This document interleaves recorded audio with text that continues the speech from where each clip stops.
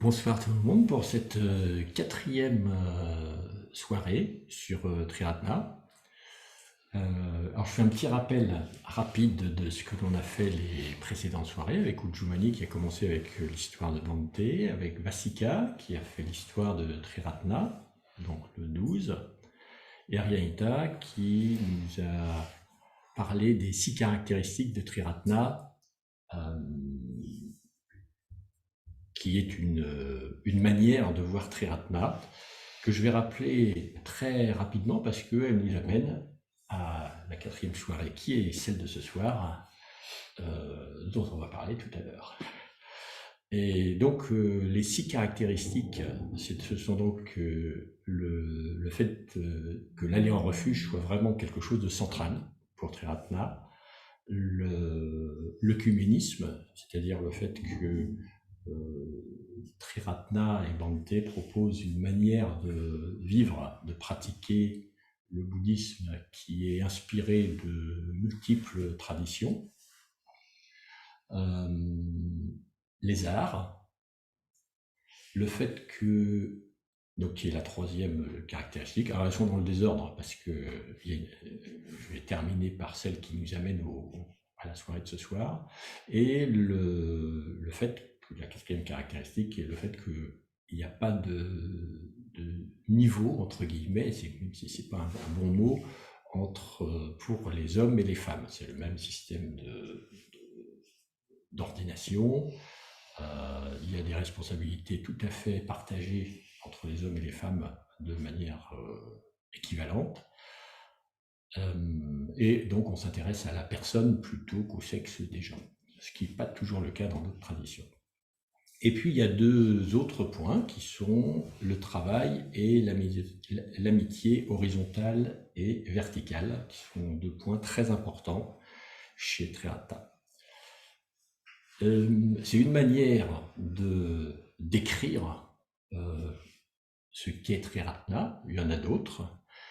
Je vais en prendre une autre que je ne vais pas détailler, mais c'est un peu, il y a des listes, il y a beaucoup de listes dans le bouddhisme, et donc ça va prendre aussi une sorte de forme de liste qui s'appelle les 5 piliers de Triratna. Alors quels sont ces 5 piliers?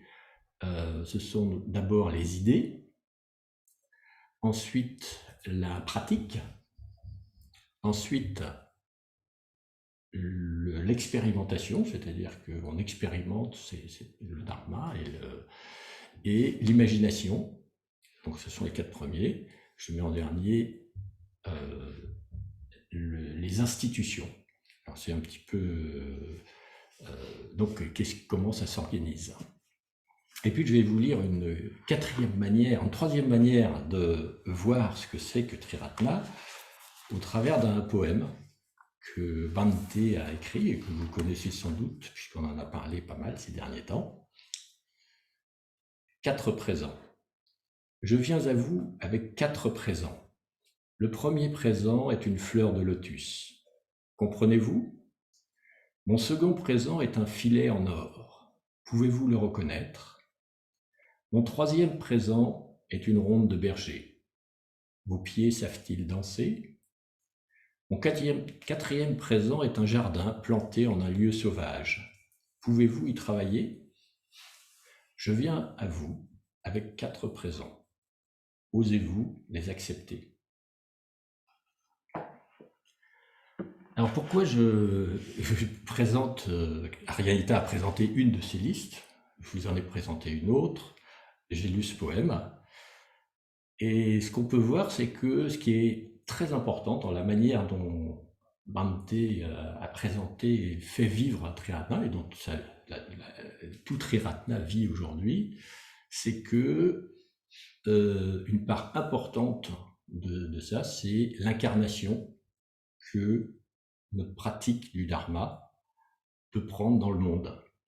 C'est-à-dire comment notre lecture, notre compréhension, notre intégration du dharma, comment est-ce qu'elle va effectivement s'incarner dans le monde. Et on le voit au travers de les 6 caractéristiques où on parle du travail et de l'amitié horizontale et verticale. Donc ça s'incarne au travers des relations avec les gens, au travers du travail. On le voit dans les 5 piliers que présentait Bhante, où il parle des institutions, où c'est vraiment quelque chose qui s'incarne aussi dans le monde, et même dans son poème, où il parle de la danse de berger, où on est en relation avec les autres, et de ce jardin planté dans un lieu sauvage, qui est un triratna, qui existe au milieu du monde. Donc l'incarnation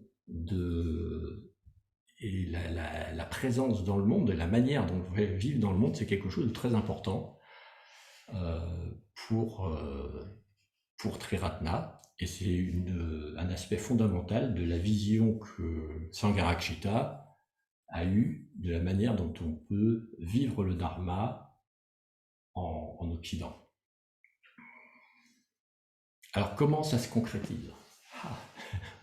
Déjà, on est ici, et on est là en train de... on est venu, on est dans un centre, et on se rencontre, on discute, on partage. Thierry est venu depuis très loin pour rencontrer des gens de la Sangha, et donc on voit bien qu'il y a ce besoin d'incarnation, et il existe au travers du centre aujourd'hui. Alors il y a plusieurs autres manières d'incarner notre pratique du Dharma, et c'est ce qu'on appelle les 3 C. Alors, qu'est-ce que c'est que, comme dit Bhante, il présentait ça comme dans un talk, les fameux 3 C. Alors, je ne sais pas s'ils sont très fameux pour vous pour l'instant, mais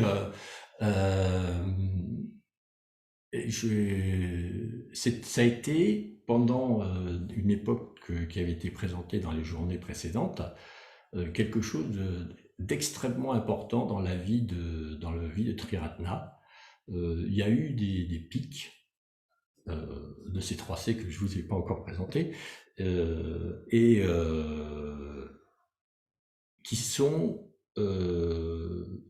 ont fait des vagues au fil des années. Il faut savoir que cette présentation des 3 C, la première présentation a eu lieu 23 ans après la création de Triratna, dans début des années 90, alors que Triratna s'est créé dans la fin des années 60. Alors, qu'est-ce que c'est que ces 3 C? Le premier C est pour les centres, donc un centre comme celui qui existe ici, les centres de retraite, qui sont moins nombreux que les centres en ville. Le deuxième C, c'est un C qui correspond aux coopératives. Alors, ce qu'on appelle les coopératives, ce seraient des sociétés ou des associations qui font travailler des gens ensemble pour un service particulier. Ça peut être des produits, ça peut être des services, ça peut être... Alors, je vais donner des exemples tout à l'heure. Et le troisième C, ce sont les communautés de personnes qui vivent ensemble. Donc ces 3 C, les centres, les coopératives et les communautés. Ce sont ça les fameux 3 C. Alors qu'est-ce que c'est? Que sont les centres? Les centres, ce sont les points de rencontre du monde extérieur avec le Dharma, avec les membres de l'ordre, avec les gens de la Sangha qui sont déjà intéressés par le Dharma. Et c'est un point où les gens peuvent arriver. Je crois qu'il n'y a pas de contre-exemple. Chacun de nous est arrivé dans un centre pour prendre contact avec le Dharma. De quelle manière? Ça, c'est personnel à chacun, mais il faut qu'il y ait ce point de rencontre qui existe et qu'on puisse proposer. Alors, ces derniers temps, il y a aussi des points de contact zoomiques, donc qui sont un peu moins matériels que les centres, mais ces points de contact Zoom qui partent aussi très très souvent de centres physiques qui existent et où les gens peuvent se rencontrer. De là, on va voir. Alors, qu'est-ce que c'est que les centres? Combien on a de centres dans Triratna? Il y a environ 200 centres dans le monde, dont 50 en Inde. Alors, c'est un petit peu. Après, les séparations entre les centres en ville, les centres de retraite, donc tout ça, c'est un petit peu. J'ai compté dans ces 200 aussi les centres de retraite. Il y a à peu près 25 centres de retraite parmi ces 200 centres répartis dans le monde. Tout ça, ça permet de faire connaître le Dharma et d'avoir des gens qui ont envie. Alors, il y a des gens qui ont plus envie, des gens qui ont moins envie, mais pour ceux qui ont plus envie, on peut s'investir à l'intérieur du centre et on peut s'investir aussi dans d'autres manières de travailler ensemble et de progresser ensemble. Les deux autres manières sont les 2 autres C, qui sont des coopératives. Les coopératives, ce sont des lieux où les gens, l'objectif, c'est de progresser spirituellement en travaillant ensemble. Alors, c'est particulièrement intéressant parce que on travaille en général toute la journée ensemble. Donc, on est ensemble pendant la journée et on est soumis à des impératifs qui sont liés au travail qu'on est en train de faire, auxquels on ne répond pas toujours de la même manière, et donc on va se frictionner un petit peu avec les gens, avec nos collègues, et on va de cette manière se connaître mieux soi-même, apprécier les autres et progresser ensemble. L'idée, c'est que ce travail soit une manière de pouvoir progresser spirituellement. Et alors, c'est aussi une manière de pouvoir apporter du dana pour l'organisation Triratna. Alors, on a eu des coopératives qui ont été très très fructueuses, comme on a eu en particulier Windhorse, qui était une société qui vendait des produits, je dirais un peu style Pierre Import, pour avoir un petit comparatif en France. Je ne sais pas si vous voyez, c'est des produits un peu, des petits cadeaux qui sont plutôt asiatiques et qui servaient un peu à Noël pour les anniversaires. Et il y a eu jusqu'à 200 personnes qui ont travaillé dans cette société. Aujourd'hui, cette société, malheureusement, n'existe plus. Les lois de la concurrence ont fait que beaucoup d'autres personnes se sont mis sur ce créneau et ont pratiqué des pratiques qui n'étaient pas aussi humaines, on va dire, que chez Windhorse. Et donc la société a dû fermer. Il y a quand même d'autres sociétés qui existent. Alors, dans le monde, il y a environ entre 60 et 70 sociétés. Alors, qu'est-ce que c'est qu'une société? Ça peut être par exemple un magasin qui s'appelle Lamas Pyjamas, qui vend des habits de seconde main. Il y a des cafés, il y a plusieurs organisations qui sont liées à Karuna, donc Karuna Allemagne, Karuna Angleterre, Karuna Inde. Il y a des organisations internes qui offrent un service, par exemple aux membres de Triratna, pour qu'ils puissent être soutenus financièrement, donc qui cherchent à récolter des fonds, que ce soit à l'intérieur de Triratna ou en dehors. Donc il y a un certain nombre toutes ces organisations, ou ces institutions, comme les nommé Bhante, permettent à des gens de travailler ensemble. L'autre C, ce sont les communautés. Donc les communautés qui permettent là de vivre ensemble, donc qui sont pas des entités commerciales, on va dire, mais qui sont des lieux de vie où les gens peuvent travailler en dehors, pas fatalement dans des coopératives triratna, mais parfois c'est le cas, pour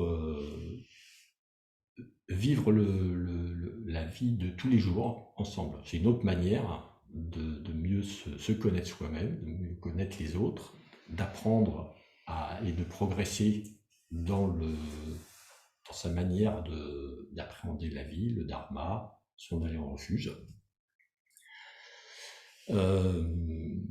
Alors,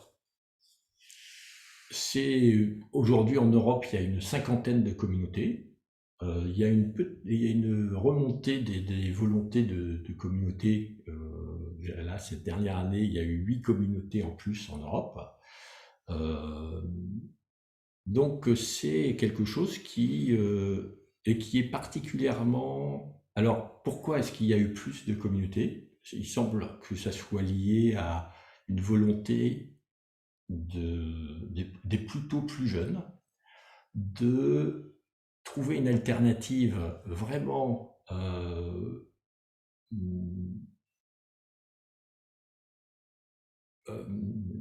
comment on va dire, vraiment de trouver une alternative au monde qu'on leur propose, où ils se sentent un petit peu désabusés. On leur propose un monde dont on n'arrête pas de parler de l'écologie qui fait en sorte que le monde va devenir peut-être pas aussi vivable qu'il l'est aujourd'hui. Les perspectives ne changent pas. Il y a des sommets qui se passent et rien ne change. Et il y a cette volonté qui semble surgir de dire, on peut faire chacun quelque chose de différent et on peut essayer de vivre dans un contexte un petit peu différent. Ou même très différent en ce qui concerne les objectifs communs dans une communauté. Alors comment on peut prendre corps cette communauté? Ça peut être une communauté en anglais single sex, donc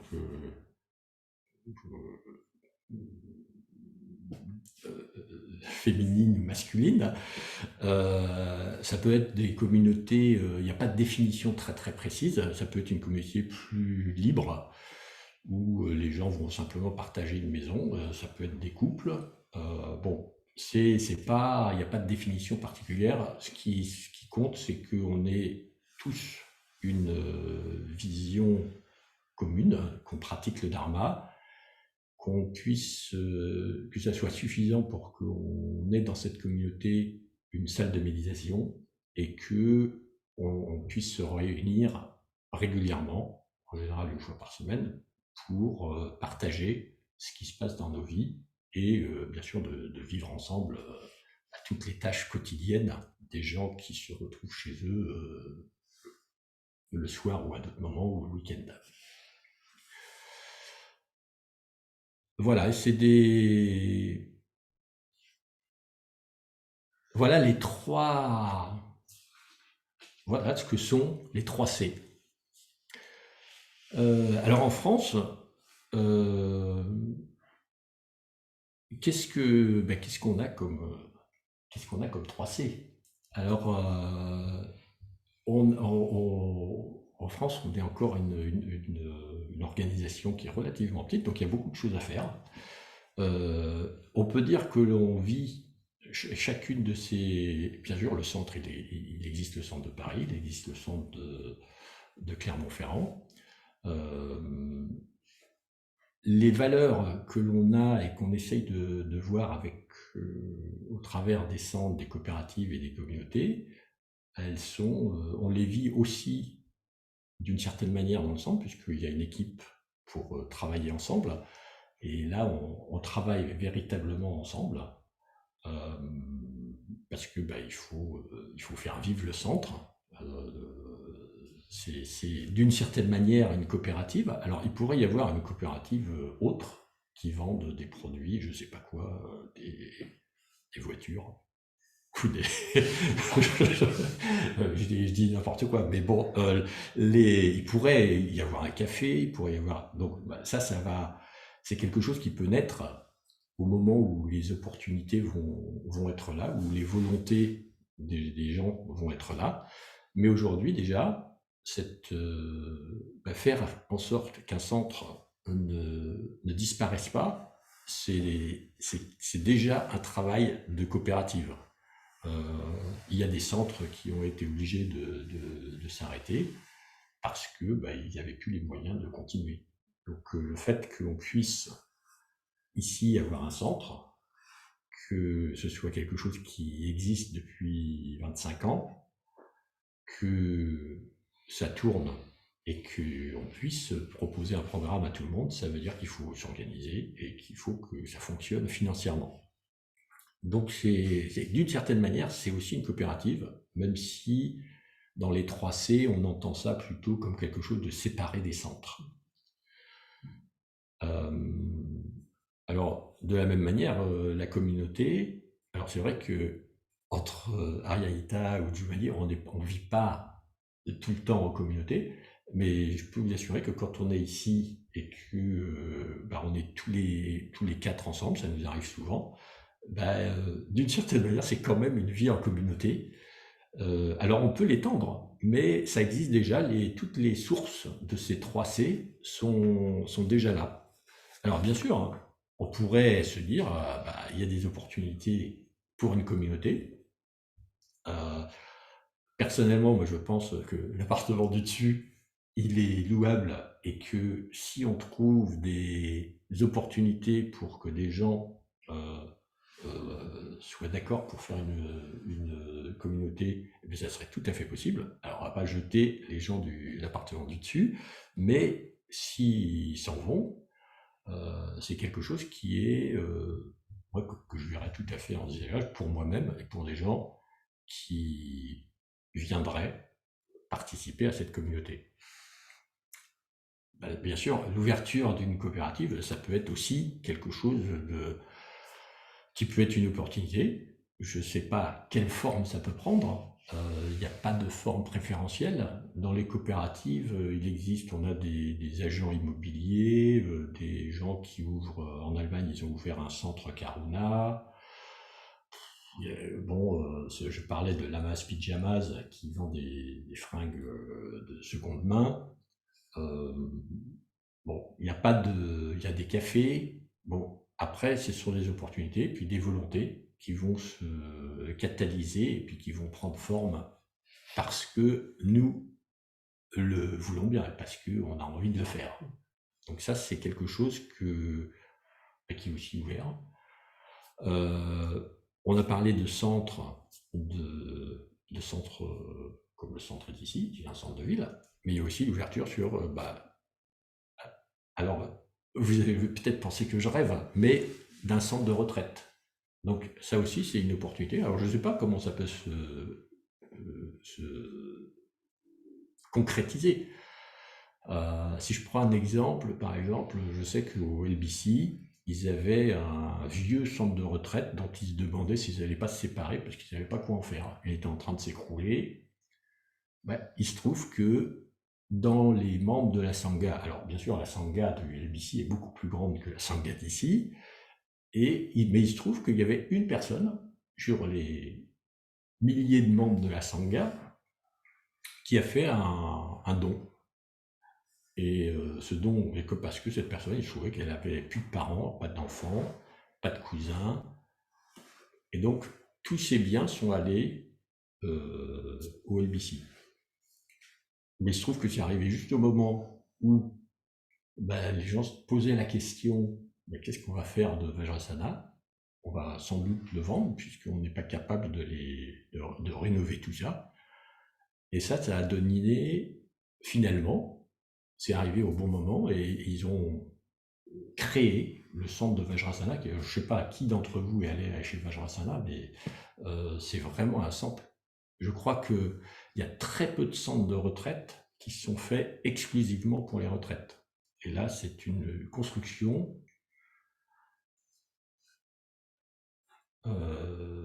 sorti du sol et dédié aux retraites. Donc, alors je dis pas qu'on va faire la même chose chez nous en France et de la même manière, mais c'est quand même une ouverture et je pense que ça peut être quelque chose qui doit pas être notre inspiration principale, mais qu'on peut avoir en tête, j'irais, parce que d'une certaine manière, c'est aussi la voie que nous trace Sangharakshita. C'est alors à quel rythme on y va et comment on y va, je ne sais pas le dire, mais ce rythme et cette manière, c'est personne d'autre que les gens de la Sangha de Paris qui vont le réaliser. Voilà, donc on est au début de ces 3C. Enfin, au début, je ne sais pas si c'est le début, puisque ça fait déjà 25 ans. Mais 25 ans, dans l'histoire du bouddhisme, finalement, c'est pas énorme.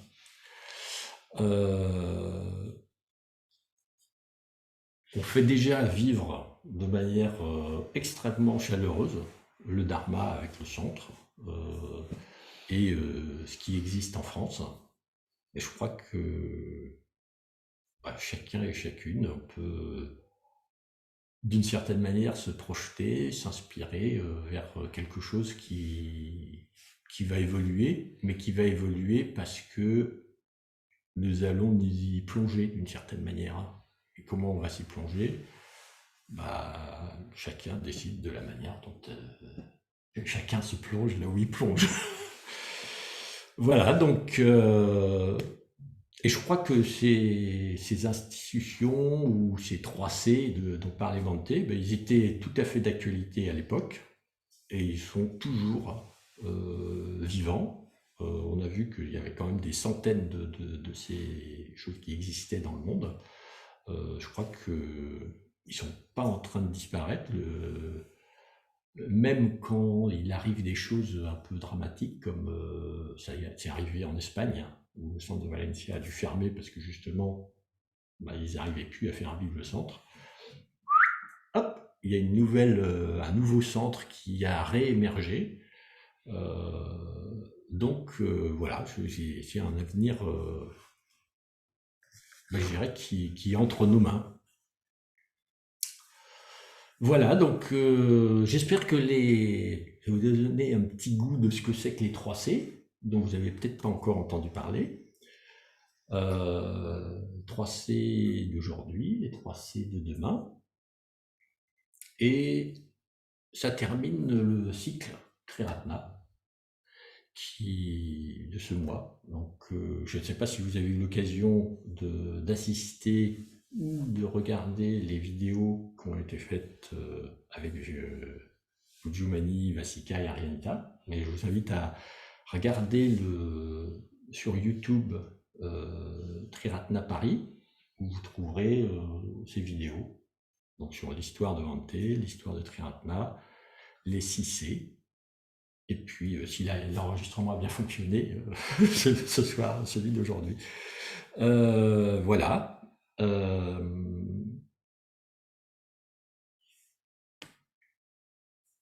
Merci beaucoup à tous.